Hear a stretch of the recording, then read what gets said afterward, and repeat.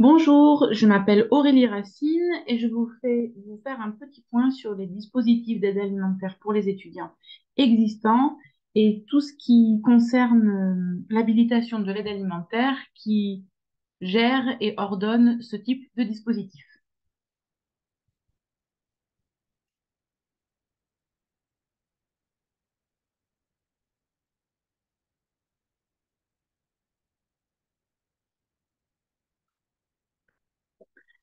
Alors, aujourd'hui, on va vous parler des dispositifs présents dans la région Occitanie, avec bien évidemment un focus tout spécifique sur les dispositifs qui concernent Toulouse, puisque c'est notre domaine d'intervention. Mais bien évidemment, la liste n'est pas exhaustive et chacun d'entre vous pourra se rapprocher des entités locales pour connaître un petit peu mieux les dispositifs qui seront présents sur son université. Déjà, il y a tous les menus à 1 € pour les étudiants boursiers que le Crous porte depuis la fin du Covid. Sur Toulouse, l'épicerie sociale UT1 ESOP pour tous les étudiants toulousains, quel que soit leur campus, qui vont déposer un dossier en ligne pour déterminer leur reste à vivre, c'est-à-dire l'argent qui leur reste pour subvenir à leurs différents besoins, dont l'aide alimentaire, dont l'alimentation, et qui vont être retenus pour pouvoir faire leurs courses pendant 6 mois renouvelables pour garantir qu'ils puissent étudier sans se préoccuper de comment ils vont manger correctement. Petit rappel, tout ce qui va être aide alimentaire pour les étudiants a pour principale vocation de maintenir les jeunes en études, en situation d'études, en leur permettant d'étudier sans petit boulot ou sans aller glaner de l'alimentation sur les marchés. Voilà, de pouvoir vraiment se concentrer sur les études. Vous avez aussi Union pour la Terre, qui sont des paniers de produits à petit prix pour les étudiants du T1. L'épicerie sociale de la Croix-Rouge, qui est implantée sur le campus du T2. L'épicerie Le Petit Sablé, qui est implantée sur UT3. Et la GEMP, qui distribue des colis alimentaires aux étudiants les plus vulnérables sur les différents campus. Vous avez Entracte, une épicerie sociale qui accueille tous les étudiants, quel que soit leur campus. Saint-Vincent-de-Paul, qui a des distributions d'aide alimentaire avec des colis d'urgence pour les étudiants les plus vulnérables. Les Restos du Cœur, qui accueillent, quel que soit leur point de distribution, c'est-à-dire et dans Toulouse et dans tout le département de la Haute-Garonne, mais aussi dans tous les autres départements de l'Occitanie, les étudiants sur les antennes. Maintenu, une épicerie sociale Barrière de Paris à Toulouse qui a un créneau de distribution pour les étudiants le samedi matin. Hérisson-Bellort en Ariège qui accueille les étudiants qui sont sur l'université de Foix. Et Pissol à Montauban qui accueille les étudiants qui sont sur l'université de Montauban. Il existe aussi des dispositifs nationaux, c'est-à-dire que leurs sièges, leurs antennes sont généralement à Paris et qui se développent sur les universités de province. Vous avez un CABA pour un étudiant, qui est un dispositif d'entraide entre les étudiants. Hop Hop Food, qui met en relation des donneurs avec des demandeurs. Vous avez aussi Delivered, qui est en train de s'implanter, qui est une plateforme de livraison gratuite à destination des étudiants en difficulté. Et enfin, Copain, qui commence ses distributions de colis alimentaires pour les étudiants. Tous ces dispositifs sont régis par une habilitation à coordonner de l'aide alimentaire. L'habilitation à coordonner de l'aide alimentaire sur le territoire, elle repose sur le principe que l'aide alimentaire doit pouvoir se faire de manière totalement transparente, avec le respect de la chaîne du froid, de la dignité, mais plus largement de l'individu qui va bénéficier de l'aide alimentaire. Et elle a vraiment pour vocation de poser le cadre légal autour de ces distributions d'aide alimentaire.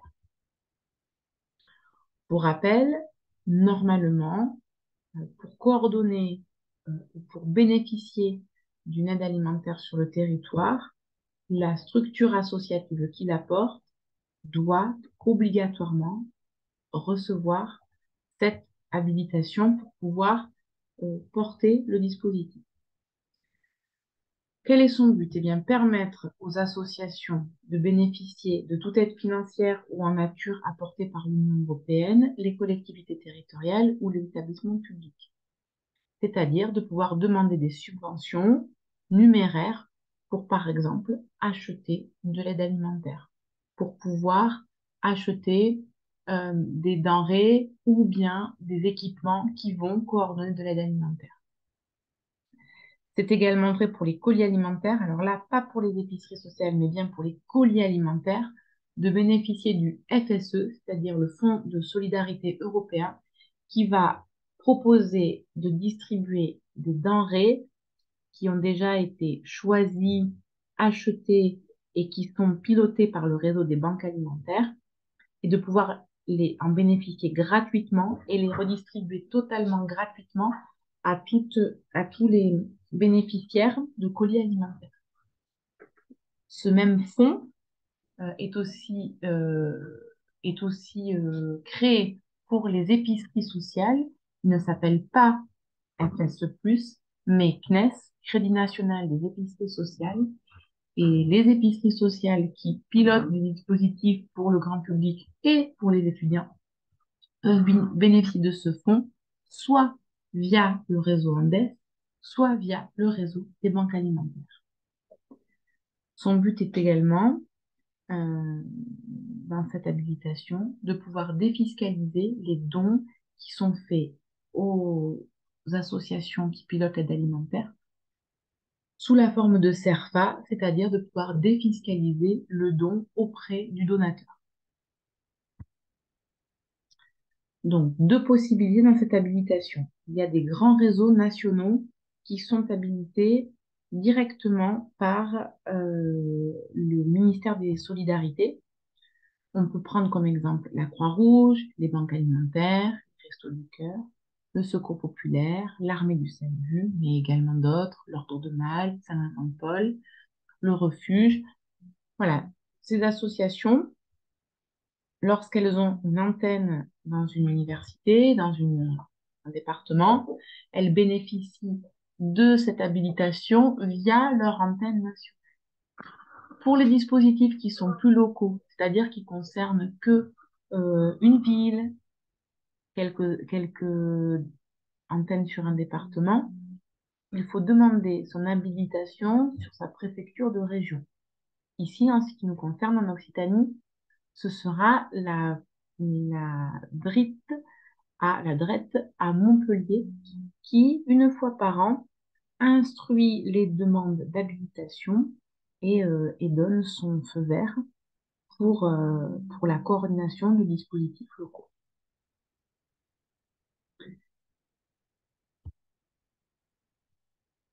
Cette habilitation, elle va être valide pour une première fois entre 1 à 3 ans. C'est pour permettre à l'association qui va porter un dispositif d'aide alimentaire, eh bien, de s'organiser sur le terrain, de se rendre compte de ses points forts, ses points d'amélioration, de quel besoin en termes de bénévoles, par exemple, elle va avoir besoin, de combien de bénéficiaires elle peut prendre en charge, de comment les prendre en charge de la meilleure manière. Et à l'issue de ces 1 an ou de ces 3 ans, il faut redemander une habilitation qui, dans un second temps, sera plus longue et peut être renouvelée de 5 à 10 ans. Donc, comment faire la demande d'habilitation? Pour ceux qui voudront porter un dispositif d'aide alimentaire dans les mois ou dans les années à venir, eh bien, il faut créer un compte sur démarchesimplifiée.fr, déposer un dossier qui sera instruit auprès de la DRET Occitanie. Alors, on met un point d'alerte. Les délais d'ouverture de dossier sont courts et ils ne sont ouverts qu'une seule fois par an pour 2 mois. Pour l'année 2023, l'échéance est le 14 avril. Donc, une fois que ce dossier est déposé, il est instruit et la réponse est donnée courant du mois de juin. Donc, la réponse est oui, cette association peut bénéficier d'une habilitation à coordonner et encadrer de l'aide alimentaire ou non, pas pour le moment. Et donc, il n'y a pas possibilité de porter un dispositif d'aide alimentaire.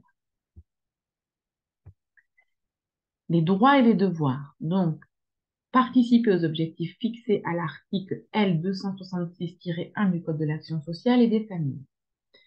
La lutte contre la précarité alimentaire vise à favoriser l'accès à une alimentation sûre, diversifiée, de bonne qualité et en quantité suffisante aux personnes en situation de vulnérabilité économique ou sociale. Elle s'inscrit dans le respect du principe de dignité des personnes. Elle participe à la reconnaissance et au développement des capacités des personnes à agir pour elles-mêmes et dans leur environnement. Cette habilitation, elle est là pour protéger les bénéficiaires et toutes les personnes qui vont encadrer l'action de l'aide alimentaire. Un président d'association engage sa responsabilité pénale lorsqu'il coordonne de l'aide alimentaire. D'une part, pour s'assurer que l'aide alimentaire, eh bien, elle va être respectueuse de toutes les normes sanitaires qui sont liées à l'alimentation. Quand on prend l'exemple du frais, c'est respecter la chaîne du froid, mais c'est aussi l'interdiction formelle de distribuer des denrées périmées. C'est aussi accueillir avec correction et sans aucun but de les bénéficiaires de l'aide alimentaire. Par exemple, on ne peut pas recevoir des personnes qui font bénéfice de l'aide alimentaire et leur demander d'adhérer à une cause ou adhérer à une action politique, religieuse, mais bien d'être dans cet accompagnement clair et éthique auprès des personnes en situation de vulnérabilité. L'accompagnement du réseau des banques alimentaires. Alors, dans l'accompagnement à l'habilitation, il faut que vous sachiez que les banques alimentaires donc, sont présentes sur presque tous les départements de France. Et quand elles ne sont pas présentes sur un département via une plateforme logistique, le département est pris en charge généralement par le département voisin. Donc, le réseau des banques alimentaires, c'est 79 banques alimentaires sur la France et les DOM. Et ce sont avant tout des entrepôts logistiques. Le métier des banques alimentaires est de coordonner des flux de denrées alimentaires. Donc, les ramasser auprès de la grande distribution, auprès de l'agro-industrie, auprès des agriculteurs, les stocker, les inventorier et les redistribuer aux associations partenaires tout au long de l'année. Le métier principal d'une banque alimentaire est avant tout de la logistique. Par cette habilitation, le partenaire et la banque alimentaire vont travailler ensemble à nourrir, aider une personne en situation de vulnérabilité. Donc, une association qui est habilitée se rapproche de sa banque alimentaire pour prendre contact avec elle, étudier plus en détail son projet. Par exemple, je monte une épicerie sociale ou je veux distribuer des colis alimentaires ou je fais des maraudes. Et à l'issue d'une première visite, soit à l'entrepôt, soit dans le local de l'association, eh bien, il y aura un deuxième rendez-vous inversement avec donc une visite des deux côtés pour mieux se connaître et mieux appréhender le projet et le but ensemble. À l'issue de cette rencontre, le conseil d'administration de la banque alimentaire étudie la faisabilité ou le projet et donne son accord pour que l'association adhère à la banque alimentaire. À l'issue de cela, une convention qui engage les deux présidents, donc le président de la banque alimentaire et le président de l'association, sur justement leurs droits et leurs devoirs autour de l'aide alimentaire pour l'action qui va être menée. Bien évidemment, pour ceux qui auraient un projet de demande d'habilitation cette année ou les années suivantes, vous pouvez en amont vous rapprocher des banques alimentaires locales et pour tous ceux qui ont des antennes nationales, vous rapprocher de la Fédération française des banques alimentaires qui vous aideront à préparer ce dossier et cette demande d'habilitation avant de vous lancer dans un dossier qui n'aboutirait pas. Lors de la conférence, nous avons pu recevoir les témoignages de différents dispositifs sur Toulouse, mais comme nous l'avons indiqué en début de ce point, vous pouvez aussi vous rapprocher des dispositifs existants pour échanger avec eux sur la faisabilité d'un projet ou sur le soutien à un projet qui existe déjà, mais qu'il serait peut-être intéressant de renforcer ou de dupliquer. Pour toute autre question, vous pouvez vous adresser aux différentes banques alimentaires. Pour les épiceries, pour les projets d'épicerie sociale, le réseau Andes aussi permet d'accompagner les porteurs d'un projet d'épicerie sociale. Et n'hésitez pas à adresser aussi vos questions à la DRETS pour tout ce qui va être au sujet de l'habilitation. Je vous remercie pour avoir suivi ce petit point, cette petite conférence, et je vous souhaite une belle fin de journée.